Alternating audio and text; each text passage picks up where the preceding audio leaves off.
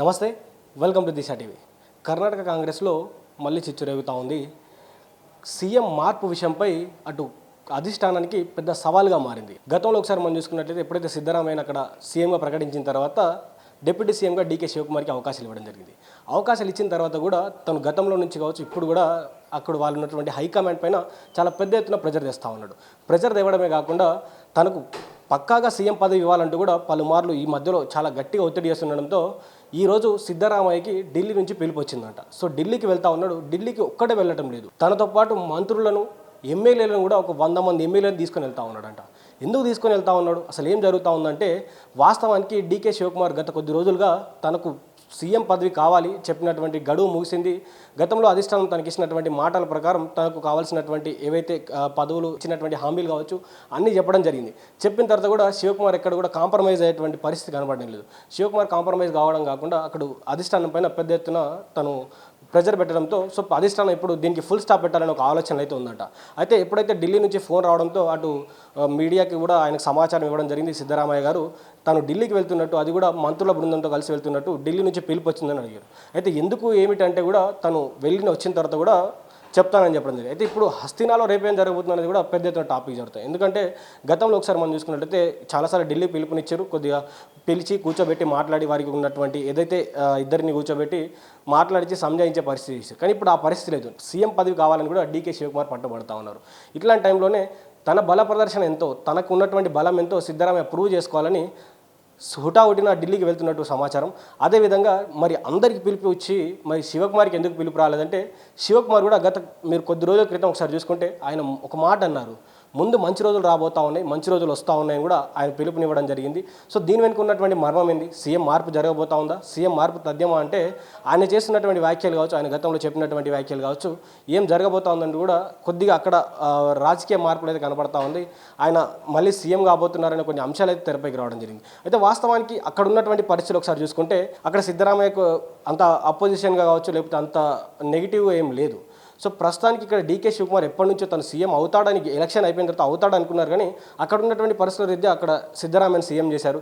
So ఇప్పుడు high command ముందు ఉన్నటువంటి ఆప్షన్లు ఏంటంటే ఒకసారి మనం మాట్లాడుకుంటే హైకమాండ్ ముందు ఇప్పుడు 3 ఆప్షన్లు ఉన్నాయి. ఒకటి తాజా పరిణామాలు ఒకసారి మనం చూసుకుంటే అయితే రాహుల్ గాంధీ దేశమంతా కూడా ఓబీసీ మంత్రం పట్టుకొని తిరుగుతూ ఉన్నాడు. సో ఇట్లాంటి టైంలో సిద్ధరామయ్యని తీసేస్తే వారి పార్టీకి కానీ వారికి గడి కొద్దిగా నష్టం కలిగేటువంటి అవకాశం ఉంది.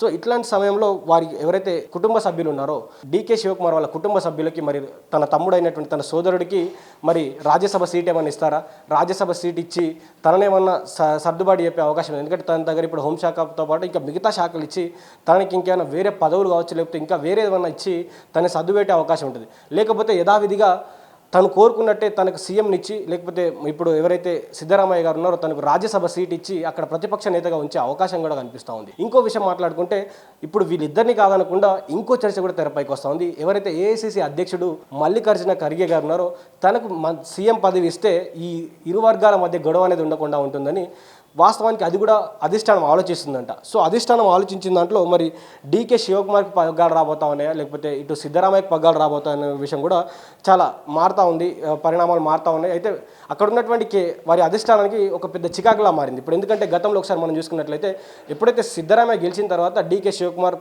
కొన్నిసార్లు హింట్లు అయితే ఇవ్వడం జరిగింది. అటు బీజేపీ పార్టీతో కొద్దిగా టచ్లో ఉంటూ కూడా కొద్ది హింట్స్ అయితే ఇవ్వడం జరిగింది. కానీ ఎట్టకేలకు తను ఇదే పార్టీలో ఉంటున్నట్లు సీఎం పదవి కోసం ఆశతో ఉన్నట్లుగా కనిపిస్తూ ఉంది.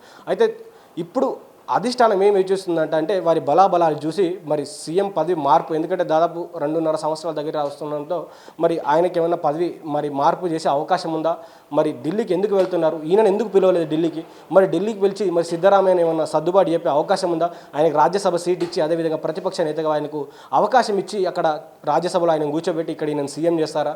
ఒకవేళ ఈయన సీఎం చేస్తే ఈయనకు ఉన్నటువంటి సిద్ధరామయ్య ఒకవేళ డీకే శివకుమార్ని సీఎంగా ప్రకటిస్తే ఇటు సిద్ధరామయ్య వర్గం నుంచి ఎంత నెగిటివిటీ వస్తుంది, దాన్ని ఎలా ఎదుర్కొంటుంది కాంగ్రెస్ హైకమాండ్ అనేది కూడా అర్థం కానటువంటి పరిస్థితి. ఇప్పుడు హైకమాండ్ ముందు మాత్రం వీరి యొక్క అంశం చాలా పెద్ద తలనొప్పిగా మారింది.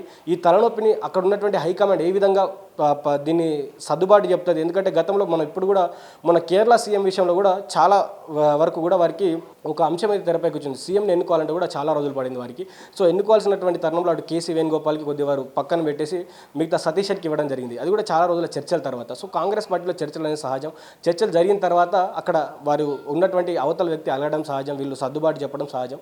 సో ఇదే విధంగా ఈ జరిగినటువంటి పీరియడ్లో మాత్రం ఇటు డీకే శివకుమార్కి సిద్ధరామయ్యకి మధ్య ఇదే జరుగుతూ ఉంది.